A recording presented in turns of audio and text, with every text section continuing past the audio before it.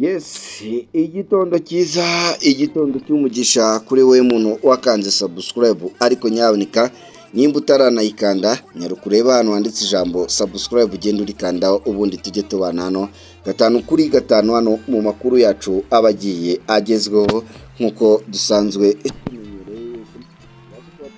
tugezaho byinshi biba biri kugenda bivugwa cyane cyane hano mu ikipe ya Rayon Sport, dore ko ni byinshi biba biramutse bigenda bivugwa ndetse hano muri siporo muri rusange. Turaza kuba tugenda tugaruka cyane cyane kuri Muvunyi nyuma yaho atagaragaye mu nteko rusange y'ikipe ya Rayon Sport bitewe n'impamvu yari yaje kuba agenda agarukaho. Nyaboneka uyu ni umwe mu bagabo bagerageza kuba abakora byinshi hano mu ikipe ya Rayon Sport ariko bakanabijijisha. Nyaboneka turaza kuba tugenda tunabigarukaho. Uyu mugabo akaba akomotse mu gihugu cya Leta Zunze Ubumwe za Amerika. Ese ni igiki? Dore ko avuze ati ngenda ahita nereka abakunzi b'ikipe ya Rayon Sport rwose yuko ntari inabatereranye, nari nagiye mu bikorwa bifitiye inyungu akazi kanjye, ariko nanone nanahari kuko nk'uko we yakomezaga kuba agenda abitangaza avuga yuko atigize atererana ikipe ya Rayon Sport, dore ko iyi nama yagendaga ayigarukaho. Muvunyi rero muri iki gitondo akaba atunguranye cyane nyuma yaho rero aje kuba ashinjwa, dore ko ari umwe mu bagabo n'ubundi bakunze kugenda bashinjwa n'abakunzi b'ikipe ya Rayon Sport yuko uyu mugabo nyaboneka ari umwe iyo bigeze ahantu hakomeye cyane ahita ayikuriramo ake karenge akigendera. Ntago ari ubwa mbere rero byaba bigiye bitangazwa, nta nubwo bwaba ari n'ubwa mbere nyaboneka uyu mugabo yaba avuzweho iki kintu. Turaza kuba tugenda tukigarukaho gatanu kuri gatanu. Nyaboneka nta kindi rero mwebwe musabwa uretse kuba mugenda mukanda subscribe. Turaza kuba tugenda twinjira mu ikipe ya Rayon Sport Afamia Loft kuva ku munsi w'ejo rero imyitozo yagize byinshi agenda atangaza ku ikipe ya Rayon Sport, anakomoza kuri match bari bafitanye n'ikipe ku munsi w'ejo.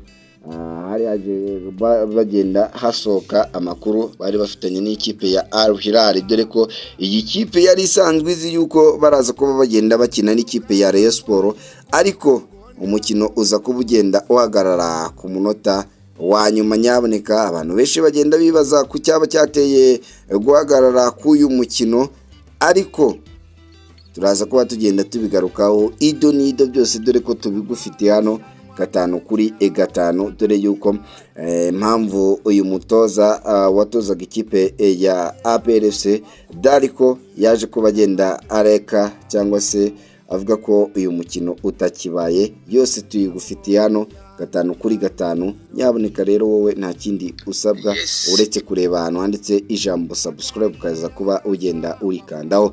Taza kuba tugenda tunyarukira mu ikipe ya APR. Mu ikipe ya APR rero nayo ni byinshi biri kugenda bitangazwa cyane cyane kuva mu masaha y'ejo, ubwo ikipe ya APRFC yazaga kuba igenda inganya igitego kimwe kuri kimwe. Abafana b'ikipe ya APRFC bakaba barigize byinshi bagenda batangaza, ndetse ubu bamwe bakaba batangiye no kuba berekeza mu gihugu cya Tanzania. Turaza kuba tugenda tugaruka kuri iyi Sekafa ari nako umutoza w'ikipe y'igihugu Amavubi rwose nyaboneka mu burakari bwinshi abantu bakomeje kugenda bamuha message zigiye zitandukanye. Turaza kuba tugenda tugarukaho. Turaza kuba tugenda tugaruka kuri bamwe mu banyaturukiya bakomeje rwose kuba bagenda abataka umusore bita Niyomugabo Claude. Uyu ni umusore Niyomugabo Claude waje kuba agenda akora cyangwa se yiyangaja mu gikorwa we hagati mu mukino cyaje kugenda gituma umusore wo na wundi ni umusore w'umunya Nigeria, umustar rwose bita Osimhen yaje kuba agenda agiriramo shoke.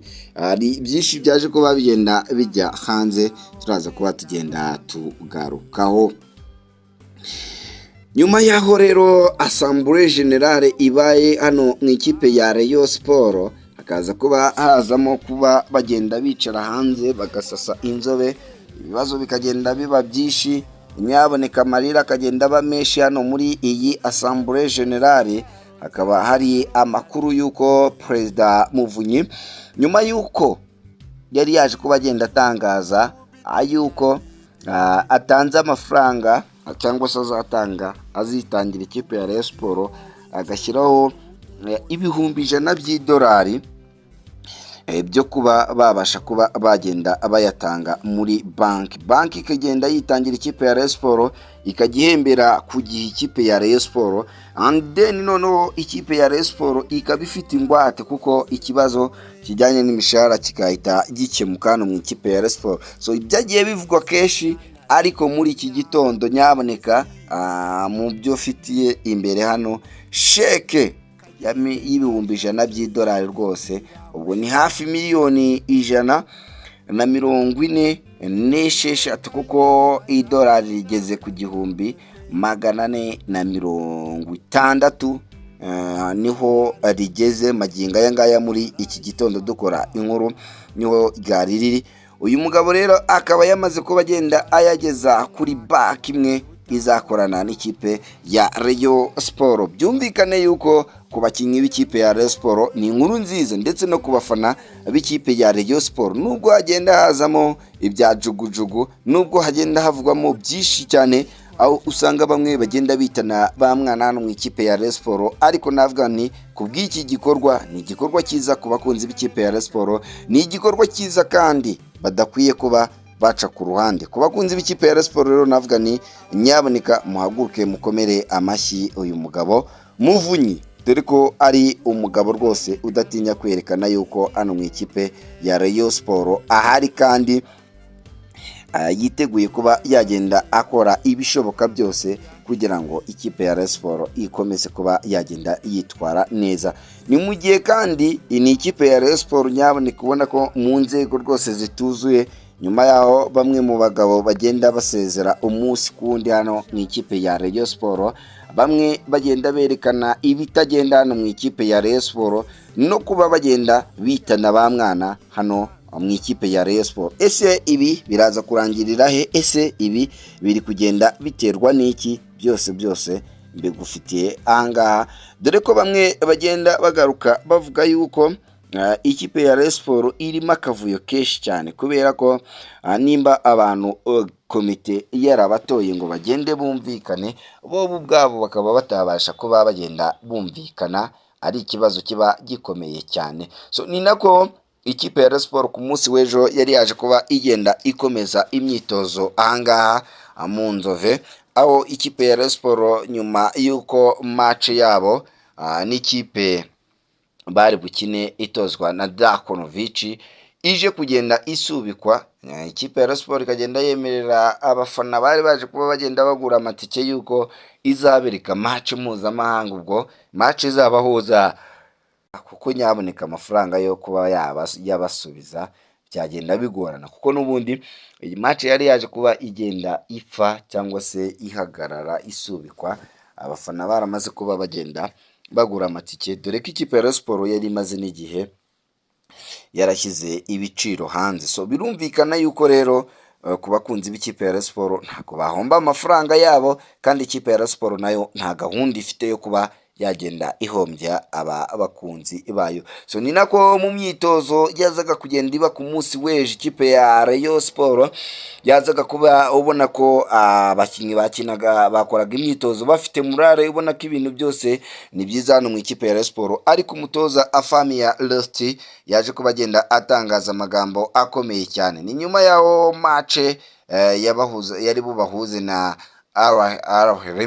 Erimere yazaga kuba igenda ipfa, uyu mutoza akaba avuga ati njye ntakiye navuga ko byahungabanyije, ariko rwari urwego rukomeye cyane rwo kwipima, tukaba twabasha kuba tugenda tumenya ngo urwego rwacu ruhagaze hehe, kugira ngo tubashe kuba twagenda dukomeza ikipe yacu kugira ngo tuzatangire shampiyona tumeze neza.